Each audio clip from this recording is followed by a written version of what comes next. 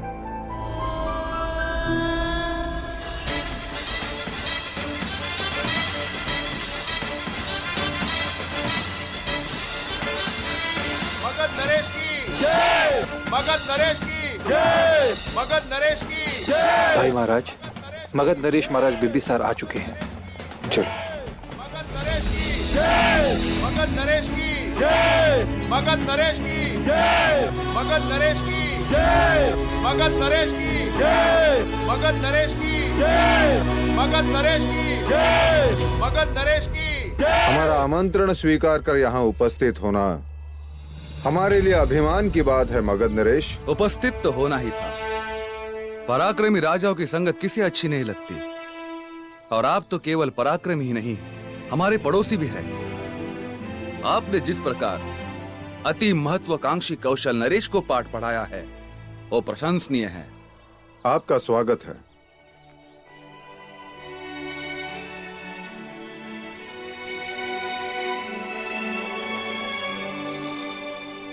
महाराज, हमें लगा आपके साथ हमारी बहन वैदेही भी होगी। महाराज प्रसन्नजीत, आपको हमें यहाँ देखकर अत्यंत प्रसन्नता हुई। आपने शाक्यों के साथ संधि करके अत्यंत बुद्धिमानी का काम किया है। स्वागत है आपका, पधारे।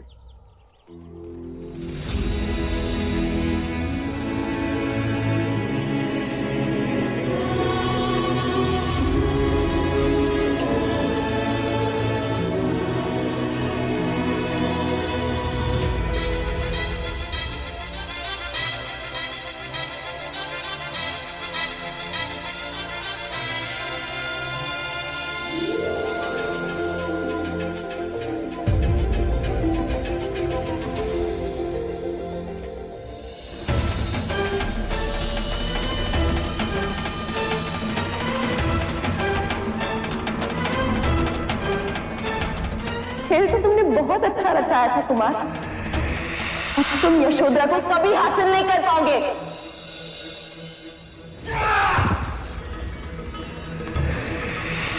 भाग्य के पास से पलटते हुए देर नहीं लगती ज्येष्ठ।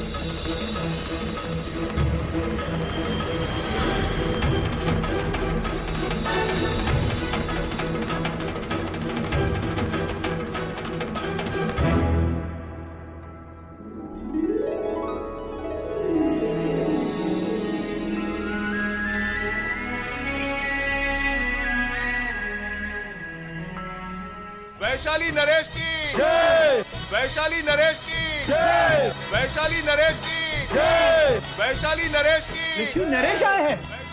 अर्थात आम्रपाली भी आई हुई। हाँ हाँ, आम्रपाली भी। वैशाली नरेश की जय, वैशाली नरेश की जय, वैशाली नरेश की जय, वैशाली नरेश। स्वागत है लच्छवी नरेश, स्वागत है आप। वैशाली नरेश की जय, वैशाली नरेश की वैशाली नरेश की वैशाली नरेश की स्वागत है। वैशाली नरेश की। क्षमा कीजिए, रास्ते में देर हो गई, लेकिन मैं अपने दिए हुए वचन के अनुसार वैशाली की नगर वधू आम्रपाली को साथ लाया। आपने वचन निभाकर हमें सम्मानित किया। ऐसे प्रसंग को एक और नाम देना चाहिए, राजाओं का मिलन उत्सव। लच्छू नरेश, जब से हम यहाँ आए तब से सभी की जिह्वा पर जैसे आम्रपाली ही नाच रही। क्यों ना हो, संपूर्ण भारतवर्ष में उस जैसी कुशल नृत्यांगना और सौंदर्यवती है कहाँ?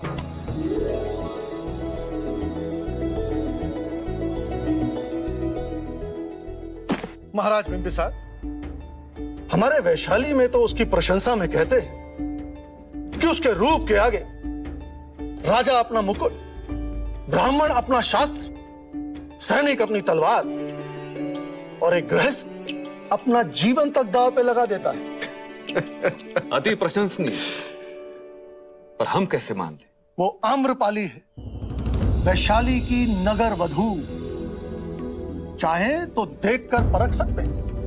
आपके बखान में अर्थ कम घमंड अधिक है। वो तो है, बड़े बड़े क्षत्रियों का पुरुषत्व वो अपने सौंदर्य के तराजू में तोल लेती है। अब तो अवश्य देखना पड़ेगा किसका पल्ला भारी है।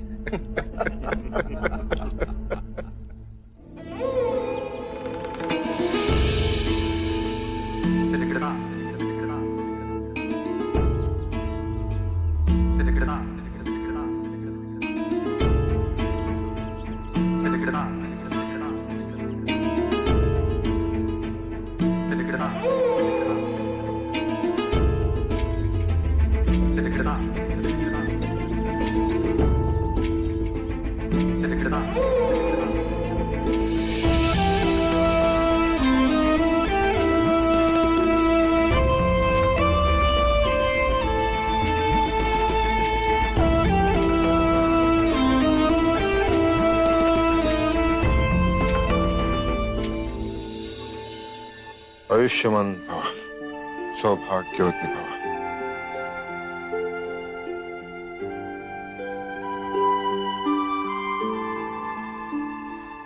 सदा सुखी रहो।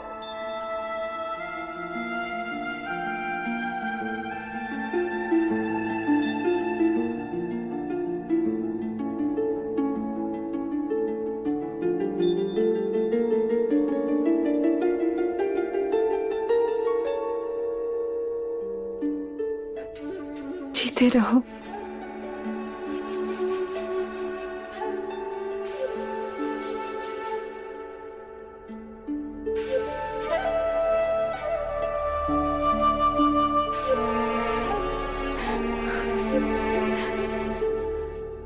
प्रजा, आज से तुम यशोधरा की मां हो। इससे किसी भी तरह की मर्यादा भंग हो जाए तो क्षमा करना। समझना कि मेरे पालन पोषण में कोई क्षति रह गई। नहीं अमिता दीदी,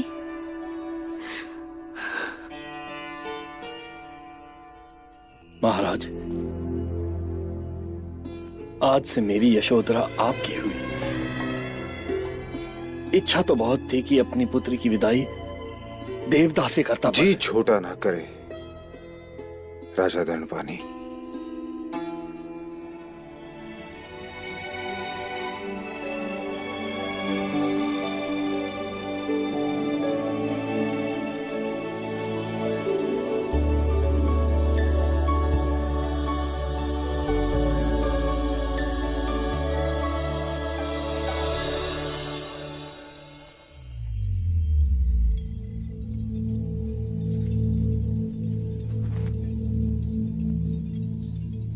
देवी, मगध नरेश बिंबिसार आपसे भेंट करना चाहते हैं। मगध नरेश, आमंत्रित करो उन्हें।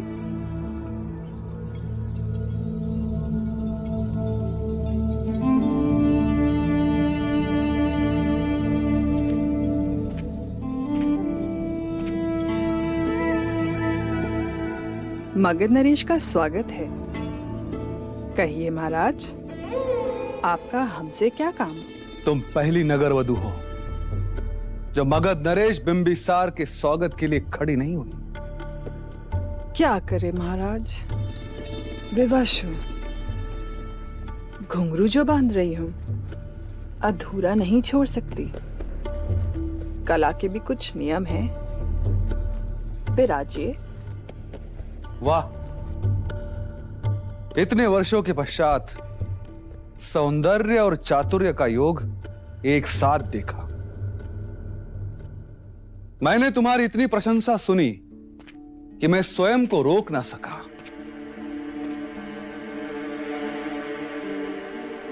सुना है कि तुम्हारा रूप किसी को भी मोहित कर सकता है। ठीक सुना है आपने। आप चाहें तो परख ले हमें। इतना आत्मविश्वास?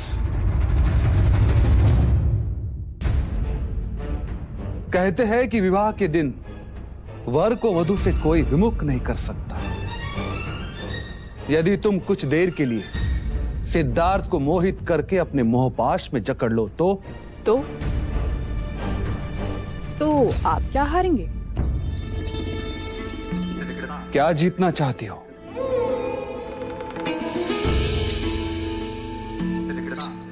अवसर तो ऐसा है कि चाहूं तो मगध मांग लूं, लेकिन अगर मगध नरेश भी मिल जाए तो भी बहुत है। क्या चाहती हो?